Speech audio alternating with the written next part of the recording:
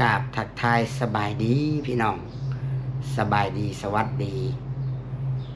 พ่อแม่พี่น้อง FC ทุกคนทุกท่านเด้อพี่น้องเอ๋ยเนาะบ่ว่าสิอยู่ฝั่งไทยฝั่งลาวแล้วก็อยู่ทางต่างประเทศพี่น้องพ่อๆกันครับตัวสิทธิ์ปันสุขเด้อพี่น้องพ่อๆกันวันเสาร์มื้อนี้พี่น้องเอ๋ยเนาะวันเสาร์วันที่4พี่น้องวันที่4เมษายนเนาะบุญสงกรานต์กับเจ้าขามาเนาะแล้วก็บุญใหญ่กับเจ้าขามาแล้วสำหรับบ้านโคกบ้านตุสิทธิ์หรือว่าบุญบังไฟนั่นแหละพี่น้องเอ้ยเจ้าขามาแล้วทุกคนเลยเนาะใกล้ขามาแล้วเตรียมโตแล้วตุสิทธิ์ก็ได้กำลังสิไปหาซื้อเครื่องมาเฮ็ดทำบุญต้องไปถวายอยู่วัดถวายผ้าไตรมันยังต่างๆอะไรพี่น้องไอ้เนาะแล้วก็เบิ่งเงินเบิ่งคำว่าสิรวบรวมแล้วก็สิซอยมอบให้ทางในบ้านเพิ่นนำสมทบเฮ็ดทางได้พี่น้องเนาะถือว่าปัญหาทุนอันเพิ่นเฮ็ดบุญนี่ก็ปัญหาทุนสมทบเฮ็ดทุนทางได้ซอยกันเนาะตุสิทธิ์ก็สิทำบุญอยู่วัดแน่แล้วก็ทำบุญกับอันน้ำบ้านแน่เนาะเพื่อความเป็นสิริมงคลให้กับชีวิตตัวเองแล้วก็ครอบครัวแล้วก็พอหักไม่หักแล้วก็คนที่อยู่ใกล้ชิดกับเฮาเนาะหมู่เพื่อนเฮาเนาะเพื่อให้ชีวิตเฮามันดีขึ้นพี่น้องเนาะปีใหม่เด้สงกรานต์เนาะแล้วก็สิกินให้มีสติเนาะเอาพี่น้องมื้อนี้นะฮะคลิปนี้ก็สิได้ออกมาเว้าเกี่ยวกับเรื่องของมะนาวก่อนพี่น้องเอ้ยโอ้ยพี่น้องเป็นจะได้เมื่อยนำพี่น้องเจ็บหัวนำคือว่ามีแต่เรื่องมีแต่ราวเนาะสำหรับมะนาวพี่น้องจักสิว่าแนวใดทั้งที่ก็มีแต่คนที่พยายามจะซอยมีผู้รักผู้ใหญ่พยายามจะช่วยสู้แต่บางอย่างอธิบายไปนี่จักเป็นแนวใดเนาะสำหรับมะนาวกับครอบครัวเพิ่นนี่คือแบบว่าบ่ฟังบ่หรือว่าเข้าใจยากบ่หรือว่าบ่เข้าใจนะพี่น้องเนาะด้วยความเป็นห่วงเลยพี่น้องเลยเนาะแต่ก็ได้ยินแต่มะนาวเว้าเนาะอันนี้ก็ยังบ่ได้ยินจากปากแม่เพิ่นก็บ่ได้หมายความว่าเราเว้าเลยพี่น้องเด้อเนาะอันนี้มีแต่มะนาวมาหาแล้วมะนาวเป็นคนเว้าเฮาก็บ่ได้อยากฟังความข้างเดียวแต่คิดว่ามะนาวนี่เป็นคนขี้ตัวบ่หรือว่าเว้าแท้พี่น้องคือทุกคนฮู้เนาะแต่ขาดตุสิทธิ์แต่ขาตุชิดนี่เป็นไข่แล้วก็บ่ได้ไปใกล้เลยบ่ได้ไปใกล้นามะนาวเลยบ่ได้ไปใกล้บ่ได้ไปหาบ่ได้ไปลิ้นน้ำเนาะก็เป็นเกือบ2 ทิศแล้วพี่น้องมันบ่ไหวเนาะสภาพร่างกายเฮาอยากซอยอยู่เฮากับพักผ่อนหากะไข้แน่นี่หากะเช้านี่ยังไอพี่น้องยังไอเจ็บคอนี่ไข้แล้วนี่ถือว่าเริ่มกินเย็นยังได้แต่ปกติแต่ว่ายังไอกลางคืนนี่ไอคันคอเนี่ยคันแล้วก็ไอเนาะโอ้ยุงหลายแท้ใช่แม่ตียุงเลยจะดึงเลยพี่น้องตียุงก่อนเลยบ่ได้ไปหลังจากที่ว่าบ่ได้ไปเนาะก็ได้ยินแต่ข่าวไล่มาเรื่อยๆเนาะเริ่มแรกก็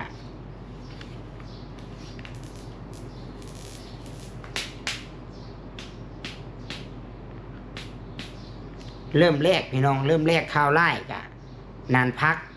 เนาะส่วนพักที่คิดว่าเหมาะคิดว่าผู้ใหญ่แต่ก็ตุสิทธิ์บ่ได้ว่าบังคับดอกพี่น้องคิดว่าอันอยากให้เฮ็ดส่วนพักนั่นพักกันมอบหมายให้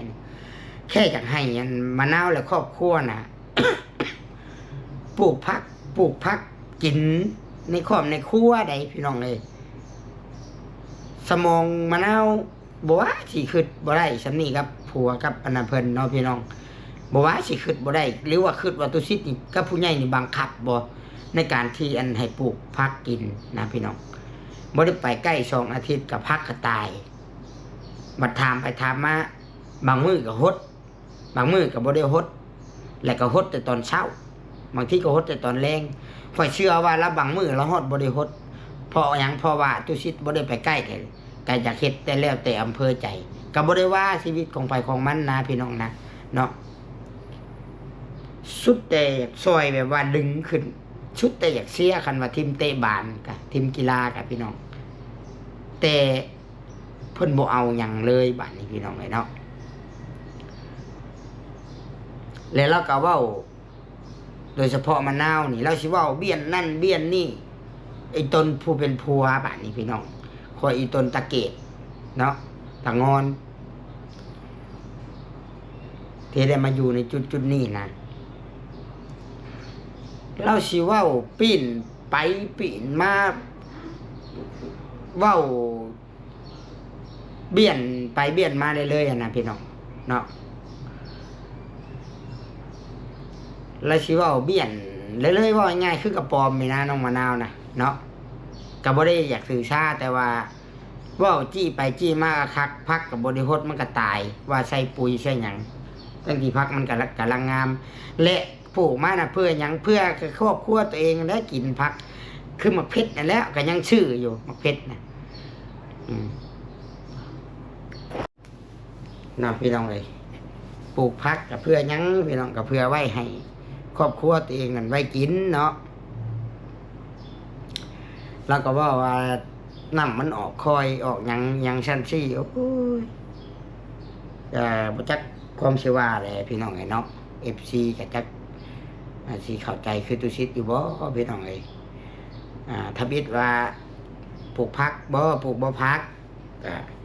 บ่ได้เฮ็ดหัวบ่มีหัวมะนาวนะมันบ่มีอันแนวอ้อมมันบ่มีผ่าแยงไก่เคียไก่กินปลูกบ่ได้มันกินในมันเนาะเอาก็หาทางแก้ให้พี่น้องตุสิตก็หาทางแก้ให้ก็ย้อนความว่าอยากให้เพิ่นนั้นมีอยู่มีกินเนาะหรือว่าเพิ่นสิคิดว่าเฮานี่ไปบังคับให้เพิ่นเฮ็ดเวียกบ่ได้เพิ่นบ่มักบ่ได้บ่อยากเฮ็ดบ่มะนาวนะแต่อยากไปหาเลาะคอกินบ่หรือว่าจะได้พี่น้องเอ้ยอันนี้เว้าแบบอันด้วยความเป็นห่วงเพิ่นนะพี่น้องว่าบ่มีแล้วก็ก่อนสิแต่งงานนะก่อนสิกินดองเนาะแล้วก็ซื้อผ้าแยงนะให้ลงทุนให้ได้พี่น้องตุสิตก็ซื้อผ้าแยงให้เอาไปอ้อมเฮ็ดหัวเฮ็ดสวนผัก2-3เทื่อปลูกก็บ่ได้กินใครแต่ตัวแม่เพิ่นปลูกแล้วได้กินแต่ว่าตายบ่แล้วเนาะอากาศมันร้อนแล้วว่าเป็นย้อนอากาศมันร้อนมันตายเด้อตุสิตสิเว้าพี่น้องตลาดนัดคู่มื้อนี้นะแต่ละมื้อนะข่อยเห็นเพิ่นเอามาขายเป็นพวงอยู่ผู้หนุ่มผู้เฒ่ามีเบิดเพิ่นเอามาขายผู้ละเล็กผู้ละน้อยเพิ่นเด้ยังปลูกได้ฉันเนาะเพิ่นก็ปลูกอยู่ให้อยู่นาคือกันโยมน้ำนี่คือกันเนาะเราน่ะอยากสบายเกินมะนาวนะพี่น้องแล้วก็ว่าต้องมีใดได้ต้องมีไฟผ้าได้ต้องเอาใดฮดเอาได้แบบว่าคือแบบว่าบ่ได้อยากออกให้งานอีหยังเลยนะเนาะมึงเที่ยวข่อยก็เป็นห่วงในกะเฮาก็เมื่อยเว้าดีนำได้นะพี่น้องถือว่าเมื่อยแบบว่าเฮาก็เว้าดีนำแหละมันเราก็เคยโตมีแต่อยากขอมีแต่อยากได้เลยก็มีแต่เฮาสิบอกให้ตื่นโตนะหันตื่นโตเอาคำบ่ตื่นเลยก็แล้วแต่เนาะก็กำไผกำมันเฮาก็อยากช่วยอยู่ได้พี่น้องอยากช่วยอยู่แต่ก็แค่ว่าเวียกน่ะบ่ได้มีหยังเด้ชาวไร่ชาวนาคือเว้าเนี่ยเฮาบ่แม่นนักธุรกิจที่ตั้งใจใช้สมองไปหาเงินคำเฮารวยเฮามีเงินนะพี่น้องเฮาซื้อเอาผักหญ้าก็บ่ได้เฮ็ดก็สบายสิเป็นหยังมีคนแต่งอยู่แต่งกินให้อันนี้เมื่อว่าเฮาทุกข์ยากได้พี่น้องเฮาทุกข์ยากก็เป็นอาชีพที่ชาวไร่ชาวนาผู้เฮาหาเช้ากินค่ำมันพอเฮ็ดได้ ปลูกผักปลูกหญ้าน้ำก็มีเด้น้ำโยมกับสกึมเฮ็ดให้จะเอาชำไรซะเนาะสิเอาแบบว่าใดมาสีดแบบว่าบ่อยากเฮ็ดหยังเลยบ่แบบมาคิดแล้วนะชุดแต่ว่าซอยชุดแต่บอกแต่กะบางทีก็เข้าใจอยู่กะคือแบบว่าบ่อยากฟังนะพี่น้องเนาะแล้วก็ว่าคือฮดนะฮดเศร้าฮดแรงฮดนะทุกคนสังเกตบ่อันนานหนึ่งนะบัวเดียวทุกคนว่ามันสิอิ่มบ่นำกุกไม้ใบหญ้านะพักนะมันต้องระดับ2 บัว 3 บัวได้ต่อนานหนึ่งนะนานพักนะแต่เฮาบ่อยากเว้าหลาย แต่หากคะแนนว่านานละบัวนั้นเศร้าแรงฮดนะมันบ่ตายพี่น้องเนาะเพราะว่าบ่ได้ไปวนวายนะกะบ่ได้ไปวนวาย2 ทิศกะถือว่าบ่จักความว่าเนาะคือบ่เกตนี่กะตายอีกตนแล้วได้แล้วก็ไปทางป้าทางยัง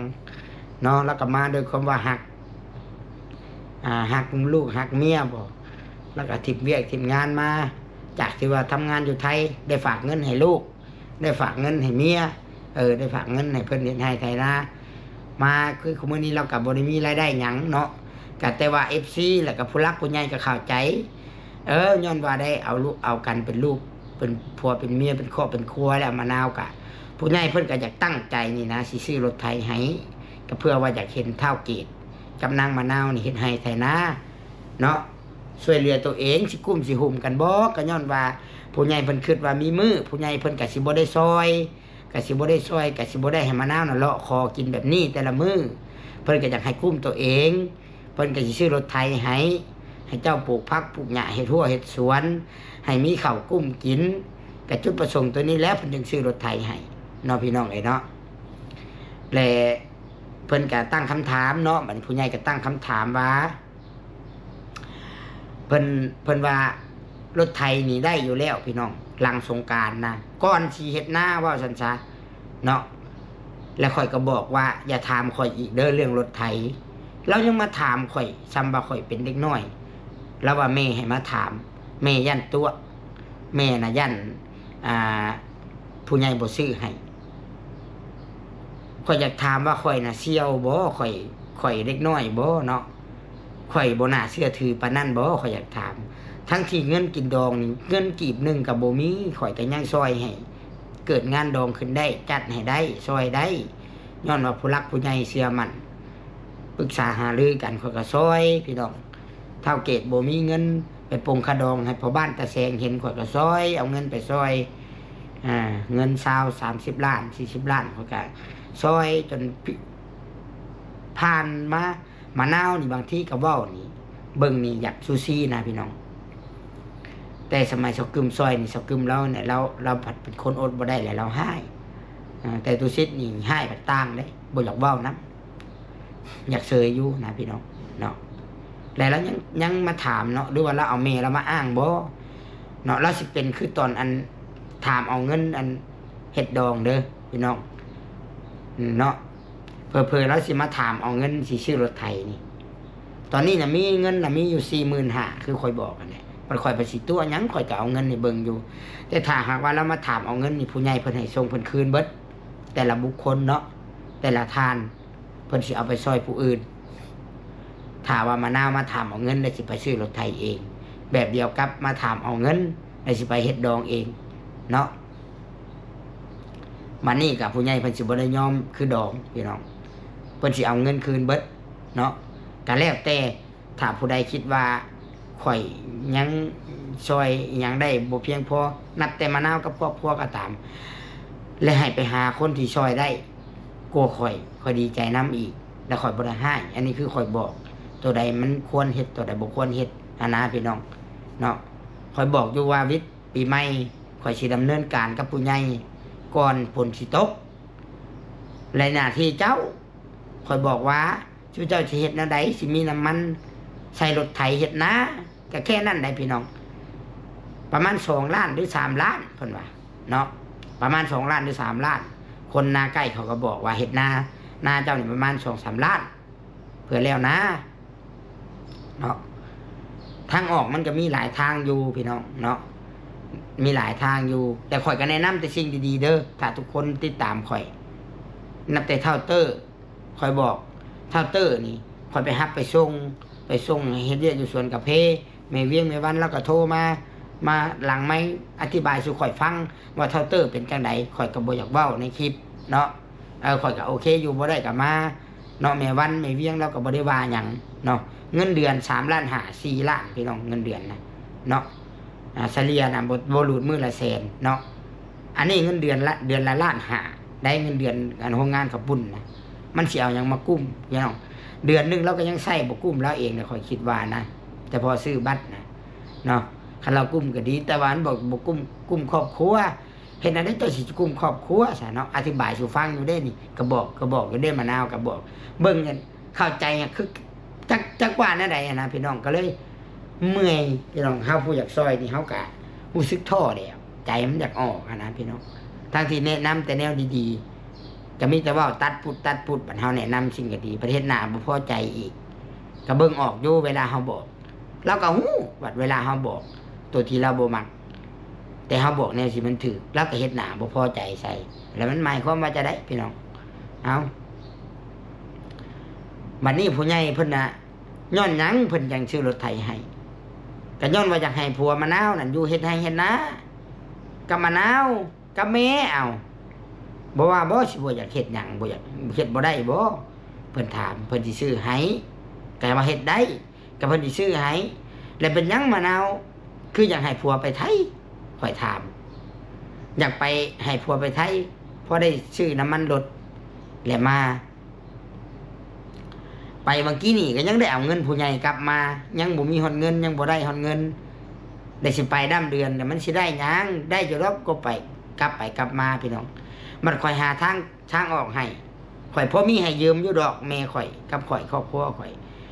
ดํ3 ล้านหรือว่า4 ล้านเอาคันว่าผู้ใหญ่บ่ซอยข่อยคิดว่าคันมะนาวเฮ็ดจบเจือผู้ใหญ่น่ะซอยคันราคารถไถ 5-6 หมื่นเพิ่นก็ยังซื้อให้นับภาษาหยังอันน้ำมันนี่ข่อยก็คิดว่าเพิ่นก็มีเหตุผลของเพิ่นแต่ผู้ใหญ่แต่เพิ่นจึงถามว่าเจ้าสิเอาเงินมาใช้ซื้อน้ำมันเพิ่นก็อยากเห็นว่าเจ้าสิมีความสามารถช่วยเหลือตัวเองได้บ่หรือว่าสิท่าเอาแต่นำผู้ใหญ่นะพี่น้องและเงินผูกแขน6 ล้านปลายตู้ชิดก็บ่ได้เอานำได้ผู้ใหญ่ก็บ่ได้เอานำบ่ได้เอามาว่าสิสมทบซื้อรถไถก็บ่ได้เอานำก็แค่ปะให้เบิดเลยเงิน6 ล้านปลายนะมันก็บ่ได้น้อยได้พี่น้อง10,000ปลายก็ปะให้มะนาวก็หากเอาวางเดือนหลังนี่แต่ว่าพี่น้องเอาผัวหากวิทย์วางเดือนหลังนี่ว่าหากเดือนเดียวเนาะ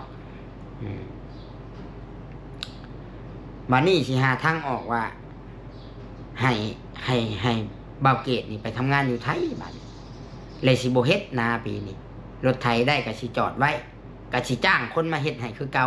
มาวานให้คือเก่าโดยที่มะนาวนี่ก็บ่ได้ลงมือทำอีหยังบ่ผู้ใหญ่เพิ่นก็ตั้งคำถามรวมถึงโตข่อยนี่แหละพี่น้องบัดแล้วเฮากลับมาถามสิบ่พี่น้องเขาจังบ่อยากวนนะพี่น้องย้อนว่าเวลาเว้าและอธิบายไปแล้วเขาบ่เข้าใจบ่หรือว่าเขาบ่อยากเฮ็ดในสิ่งที่ว่าเฮาบอกได้ตัวว่ามันดีหั่นนะพี่น้องและเท่าเตอร์คนที่แข็งแรงสุขภาพแข็งแรงและมันบ่ได้มีภาระบทบาทอีหยังก็คือบ่ได้มีครอบครัวยังเป็นโสดเป็นยังบ่ไปทำงานบ่อนที่ได้เงินหลายเป็นยังบ่ไปไทยถ้าว่าสิไปอันโรงงานกระปุ้นอันล้านห้านะเป็นยังบ่ไปอันเพิ่นมารับเอาแต่ละมื้อนี่อยู่บ้านโคกเงินเดือน3 ล้านพี่น้องเพิ่นขี่รถมารับเอาตอนแรกเพิ่นมาส่งแล้วก็ได้อยู่เฮือนอีกยามหน้าก็ได้เฮ็ดหน้าซอยวันอาทิตย์เพิ่นพักให้คือบ่เข้าใจนะพี่น้องบอกซำนี้นะบ่เข้าใจบ่หั่นน่ะข่อยงึดตอนนี้น่ะข่อยงึดแล้วพี่น้องเนาะงึดแล้วพี่น้องงึดแล้วก็พอสิฮู้อีหยังหลายๆอย่างแล้วสำหรับมะนาวแล้วก็ครอบครัวพี่น้องเนาะและผู้ใหญ่เพิ่นว่าถ้าตะเกตนั้นสิไปทำงานและแม่นเพิ่นก็สิบ่ได้ซื้อรถไถให้และก็สิให้มะนาวหันเอาเงินจ้างคนเฮ็ดเลยน่ะแต่แม่นเพิ่นก็บ่ได้มอบให้ตัวนี้นะเนาะก็ให้มะนาวเฮ็ดแบบเก่าซะถ้ามะนาวอยากสบายแบบนั้นก็ให้มะนาวเฮ็ดแบบเก่า มะนาวบ่หรือว่าด้วยว่าครอบครัวข่อยก็บ่เข้าใจพี่น้องเอ้ยเนาะก็บ่ได้ถามจากปากแม่เพิ่นดอก เพราะว่าข่อยบ่ได้ไปนะเพิ่นแล้วพี่น้องเอ้ยเนาะทุกคนก็อาจสิเข้าใจว่าเป็นย้อนหยังข่อยจังบ่ไปเนาะและ3เทื่อแล้วมะนาวตอนนี้น่ะมาถามสิได้บ่รถไถสิได้บ่รถไถทั้งที่บอกอยู่ว่าเงินมีเท่าใดตอนนี้เงินมี 45,000หรือว่าย่านข่อยเอาข่อยโกงบ่เงินนะเงินภาษาสำนั้นพี่น้องข่อยรักษาไว้ให้ซื่อๆแต่ถ้าหากว่าเราสิมาถามเอาคือเงินตอนแต่งดองแม่นผู้ใหญ่เพิ่นบ่ได้ให้เด้อพี่น้องเพิ่นสิยกเลิกเดี๋ยวเพิ่นสิให้ส่งคืนเพิ่นแล้วเพิ่นสิเอาไปซอยผู้อื่นเนาะถ้าหากว่ากระวนกระวายแต่สิมาเอาเงินไปซื้อเองบ่ไปเฮ็ดเองจัดการเองแบบงานดองแม่นขอโทษนำสิบ่ได้หยังเลยพี่น้องเอ้ยเว้าซี่ซะเนาะอันนี้น่ะย้อนยังเหลือความเป็นห่วงเป็นใยแหละความอีตนสงสารย้อนว่ามะนาวนี่บ่สมประกอบเอาว่าสมองนี้ว่าเป็นคนบ่เต็มเอาสมองบ่ปกติเพิ่นก็อยากซอยพี่น้องสิว่าจังได๋ซะว่าแม่ก็บ่แข็งแรงเอาว่าแม่นี่ก็บ่มีความสามารถนี่ให้ลูกได้ช่วยลูกได้บ่มีความสามารถนี่สิเฮ็ดให้ลูกนี่มีรถไถบ่มีเฮือนแต่ผู้ใหญ่เพิ่นก็ให้โอกาสเพียงแต่ว่าเพิ่นก็ผู้ใหญ่เพิ่นก็อยากให้เฮ็ดในสิ่งที่ผู้ใหญ่เพิ่นแนะนำก็ซ้ำนั้นได้พี่น้องแต่มาเบิ่งแล้วนี่มะนาวนี่อยากไปในทางที่บ่ได้บอกคันตัวบ่บอกแหละคือว่าเฮ็ดบัดตัวบอกคือบ่เฮ็ด